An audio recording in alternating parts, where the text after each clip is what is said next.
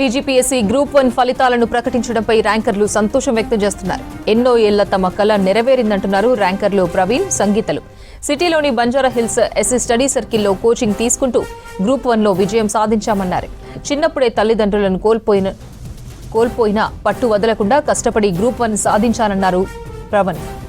Group 1లో job రావడంతో తమకు ముందే దసరా పండుగ వచ్చిందంటున్న ర్యాంకర్లు ప్రవీణ్, సంగీతతో Vijay face to face. Group 1 తుది ఫలితాలను నిన్న అర్ధరాత్రి టీజీపీఎస్సీ విడుదల చేయడం జరిగింది. సో గ్రూప్ 1లో 105 ర్యాంక్ సాధించిన ప్రవీణ్ మనతోనున్నారు. ఎలా చూస్తారు ఈ విజయాన్ని?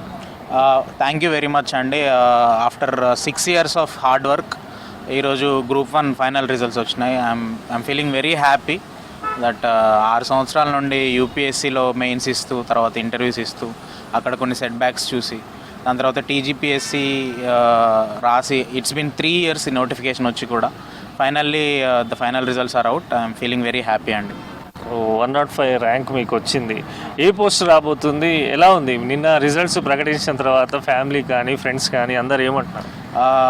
నాకు డిఎస్పీ అలొకేట్ చేశారండి. నిన్న రాత్రి అనౌన్స్ చేసిన రిజల్ట్లో మల్టీ జోన్ 1లో డిఎస్పీ అనౌన్స్ చేశారు. అండ్ మా family unfortunately I have lost my parents. చిన్నప్పుడే మా అమ్మ నాన్న కోల్పోవడం జరిగింది. మా నాన్నమ్మ నన్ను పెంచారు అండ్ మా తమ్ముడు, మా చెల్లి ఉన్నారు. వాళ్ళందరూ చాలా హ్యాపీ ఫీల్ అవుతున్నారు. మా ఏటూరు నాగారం, మాది ములుగు జిల్లా. ఏటూరు నాగారంలో చెప్పాలంటే మా కాలనీలో ఒక పండగ వాతావరణం స్టార్ట్ అయింది. పొద్దుటి నుండి పొద్దున నిన్న నైట్ నుండే నాకు చాలా కాల్స్ రావడం జరుగుతుంది. ఎవ్రీవన్ ఆస్కింగ్ మీ ఇంటికి రమ్మని. సో దసరా కొంచెం ముందే వచ్చిందని చెప్పాలి. సో అంటే గ్రూప్ 1కి సంబంధించి చూసాం అనేక ఇష్యూస్. ఇప్పటికే 3 సార్లు ప్రిలిమ్స్ అయినాయి, ఒక 2 సార్లు రద్దు అయింది, ఫైనల్గా మెయిన్స్ అయినాయి. ఇష్యూస్ అన్నీ చూసిన తర్వాత ఏమనిపించింది మీకు? అసలు గ్రూప్ 1 రిలేటెడ్ ఈ కోర్టు కేసులు ఇదంతా కొంత సందిగ్ధమైనటువంటి పరిస్థితి ఉండే. ఇష్యూస్ చూసి ఏమని? ఇనీషియల్గా కొంచెం బాధేసింది. బికాజ్ యూపీఎస్సీలో మనకు ఒక సర్టెనిటీ ఉంటుంది.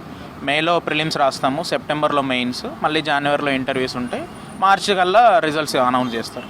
వెరాజ్ గ్రూప్ 1లో 3 సంవత్సరాలు పట్టింది ఒక నోటిఫికేషన్ కంప్లీట్ అవ్వడానికి. And honourable single bench judge గారు కూడా దీన్ని స్టే విధించడం జరిగింది. తర్వాత మేము డివిజన్ బెంచ్లోకి అప్పీల్ చేశాము, టీజీపీఎస్సీ కూడా అప్పీల్ చేసింది. ఫైనల్లీ మేము ఎలా చూస్తామంటే వీ బిలీవ్ ఇన్ ఇన్స్టిట్యూషన్స్ అండి. రాజ్యాంగం ద్వారా ఏర్పడిన సంస్థల మీద మాకు నమ్మకం ఉంది.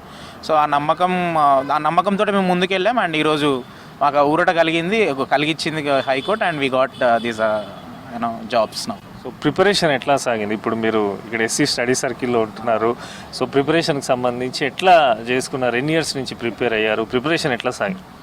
నా ప్రిపరేషన్ వచ్చేసి గత 6 సంవత్సరాల నేను ప్రిపేర్ అవుతున్నాను. ఇదే Telangana SC study circle, Banjara Hills road number 14లో నేను ఇక్కడ ఉండి ప్రిపేర్ అవుతున్నాను. ఇక్కడ ఫ్రీగా మాకు క్లాసెస్ కానీ, అకామిడేషన్ కానీ, ఫుడ్ కానీ ఇవ్వడం జరుగుతుంది.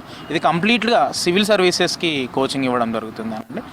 సో మీకు తెలిసినట్టుగానే మాకు గ్రూప్ 1లో 70% of the syllabus is relevant to civil services. So దాని ద్వారానే నేను కొంచెం తెలంగాణ పార్ట్ ప్రిపేర్ అయ్యాను. అండ్ దానికి కొంచెం టైం పట్టింది. మొత్తానికి సివిల్ సర్వీసెస్ ప్రిపరేషన్ నాకు హెల్ప్ అయిందని చెప్పాలి. సో మా తెలంగాణ ఎస్సీ స్టడీ సర్కిల్ నుండి 30 మంది ర్యాంకులు రావడం కూడా జరిగింది.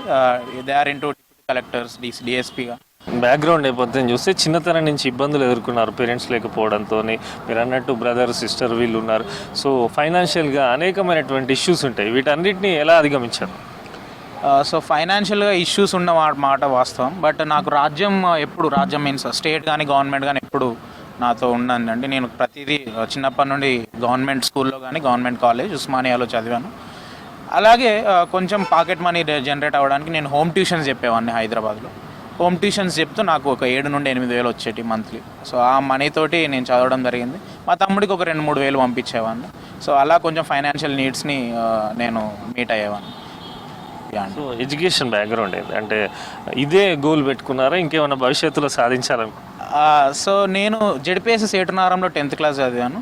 జాకారం గురుకులంలో ఇంటర్మీడియట్, ఉస్మానియా యూనివర్సిటీలో బీటెక్, దాని తర్వాత ఎంఏ ఇగ్నోలో చేశాను. ఇప్పుడు పిహెచ్డి చేస్తున్నాను నేను centre for economic and social స్టడీస్లో, సోషాలజీలో. అండ్ డెఫినెట్లీ నా గోల్ ఐఏఎస్ అవ్వడం అండి. డిఎస్పీని నాకు ఒక తొలి మెట్టలాగా నేను భావిస్తున్నాను. ఈ ఇయర్ యూపీఎస్సీ మెయిన్స్ కూడా నేను రాయడం జరిగింది. I'm hopeful that I may get rank this year. So interview ఉంటుంది, తర్వాత ర్యాంక్ కూడా వస్తుందని అనుకుంటున్నాను.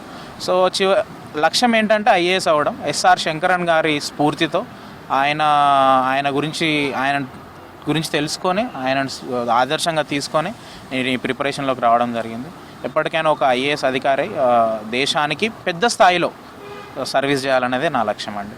అంటే ఫైనల్గా గ్రూప్ వన్కి సంబంధించి కోచింగ్ తీసుకోవాలంటే అనేక మంది గ్రూప్ వన్ మనకు వస్తుందా రాదా, ప్రైవేట్ కోచింగ్ సెంటర్లు పెడతారు, లక్షలలో ఖర్చులు పెట్టుకుంటారు, అయినప్పటికీ కూడా ఉండదు. సో నేటి తరం జనరేషన్కి ఏం చెప్పదలుచుకున్నారు?